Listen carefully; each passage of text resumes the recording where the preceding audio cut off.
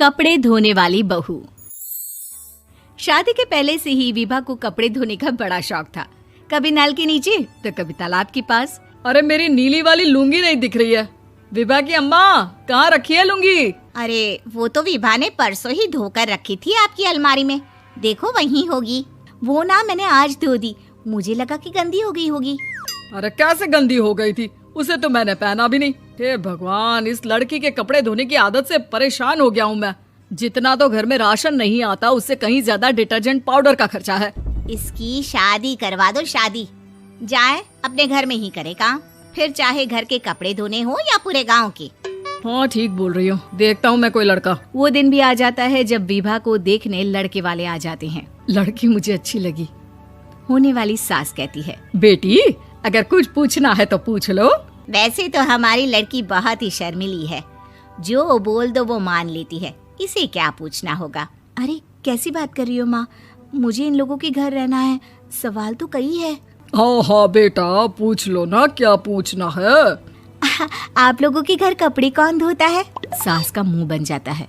देखो, अगर तुम ये कहना चाहती हो कि तुम्हें कपड़े धोने नहीं आते तो सुन लो, कपड़े मैं ही धोती हूँ, लेकिन तुम्हारे आ जाने के बाद मैं रुमाल तक नहीं धोऊंगी। अरे चुप रहना भाग्यवान, बहू बेचारी घर आई नहीं, उसे डराना शुरू कर दिया।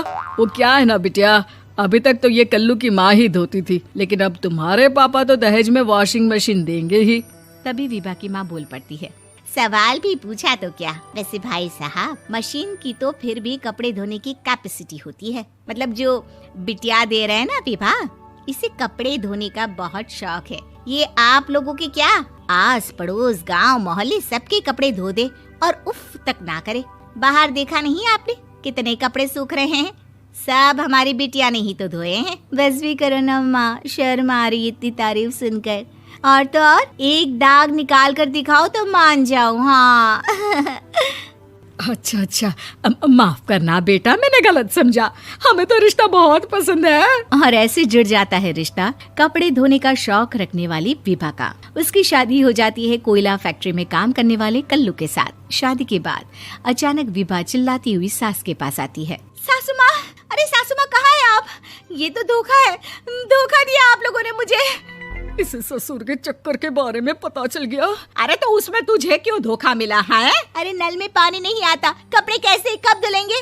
अच्छा, तू पानी नहीं आ रहा उसकी बात कर रही है। तो आपने क्या सोचा? कुछ नहीं। अच्छा, तेरी माँ ने कहा था कि कपड़े धोने का शौक है तुझे, याद आया मुझे। शौक बोलकर कपड़े धोने वाले मेरे जुनून को कम ना आके सासू माँ, कपड़ा धोना मेरा गुरूर है। तभी पति भी वहाँ आ जाता है। अभी मैंने इसे सनी देओल की फिल्म दिखाई है, उसी के डायलॉग मार रही है माँ। अच्छा सुन, साफ साफ बता रही हूँ, पानी सुबह 4 से 6 और शाम को 10 से 12 आता है, समझी? विभा टाइमिंग सुनकर हैरान हो जाती है। ये क्या भूतों का मोहल्ला है? सुबह 4 बजे उठकर कौन कपड़े धोता है? 4 बजे टंकी में पानी जाता है, फिर सारा दिन धोना ना, किसने मना किया? अरे कैसी बात कर रही हैं? 200 लीटर की टंकी में कितने कपड़े धो लूंगी मैं? सुबह ही उठ जाऊंगी मैं। अब क्या था, विभा सुबह 4 से लेकर रात के 12 बजे तक कपड़े ही धोती रहती। एक रोज सास पड़ोस से निकलकर कहीं जा रही होती है कि साथ वाली कहती है, हाँ कल्लू की माँ, जरा ये बताओ कि 2 साड़ी है, 2 ब्लाउज और एक पेटीकोट और एक नाड़े वाला लंबा कच्छा। हाँ तो? अरे तो क्या, कितना लोगी धुलाई ये बताओ। धोबन दिख रहे हैं हम क्या? हमारे पति सरकारी नौकरी से अभी रिटायर हुए हैं और बेटा सुपरवाइजर है कोयला फैक्ट्री में। धोबन समझ रखा है हमें? हाय रे कल्लू की अम्मा, माफ कर दो, वो तो मोहल्ले में यही सब बता रहे थे कि तुमने बहू को कपड़ा धुलवाने के काम में लगा दिया है। सास को पड़ोसन की बात सुनकर गुस्सा आ जाता है। वो घर पहुंचती है जहां घर के बाहर ही इतने सारे कपड़े सूख रहे होते हैं जितने कि किसी धोबन के घर पर। अरे ओ कल्लू की दुल्हन, बाहर निकल। माँ जी यहीं आ जाओ, बाथरूम में चादर धो रहे हैं हम। अरे अभी हम धोते हैं, तुमको बाहर निकलो। ये आस पड़ोस वाले बोल रहे हैं कि हम बहू से कपड़े धुलवा कर उसे कपड़ा धोने वाली बना दिए हैं।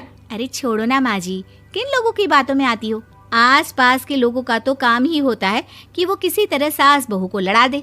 बहू सारे घर के कपड़े धोती है, ये क्या कम है? बोलिए। सास को भी लग जाता है कि वो बहू का ये सनकीपन नहीं छुड़वा सकती, इससे अच्छा है कि खुद ही चुप हो जाए। एक रोज सास और बहू मंदिर जाते हैं, जहाँ सास की साड़ी वहाँ खड़ी भीख मांगने वाली से मिलती है। माँ जी क्या बात है, आपकी साड़ी उस भिखारन से कितनी मिल रही है ना? हाँ हाँ देखो तो, दोनों की साड़ी मिल रही है। क्या बात है कल्लू की अम्मा, तुम खुद को तो अफसर की बीवी बताती हो और ऐसी सिंपल सी प्लेन साड़ी पहनकर घूमती हो। सिंपल और प्लेन नहीं है ये साड़ी। तो क्या सोने के धागे से फूल बने हैं? कुछ भी सासू माँ, कुछ भी। हाँ बने थे इस साड़ी में सोने के धागे से फूल। मेरे पति लेकर आए थे मद्रास से स्पेशली मेरे लिए 10,000 की। ताहे भाई साहब इस भिखारन के लिए भी सेम टू सेम साड़ी लेकर आए होंगे 10,000 की। सास उस वक्त कुछ नहीं कहती, लेकिन बहू के साथ घर आती है और अलमारी से एल्बम निकाल कर लाती है। ये साड़ी देख रही है, ये वही साड़ी है जिसे मैंने अभी पहना था। इस साड़ी में ये जो चमकदार फूल दिख रहे हैं ना, ये सोने के धागों से काढ़े गए हैं। लेकिन तू लोकल वॉशिंग मशीन ब्रश से घिस घिस कर सारे फूलों को निकाल कर साड़ी प्लेन कर दी। मुझे माफ कर दीजिए सासू माँ। और तो और, जब मैंने तुझे तेरी गलती के लिए कुछ नहीं कहा, लेकिन तूने तो सबके सामने मेरा मजाक ही बना दिया। क्यों? बहू को समझ में आ जाता है कि अब से उसका कपड़े धोना बंद।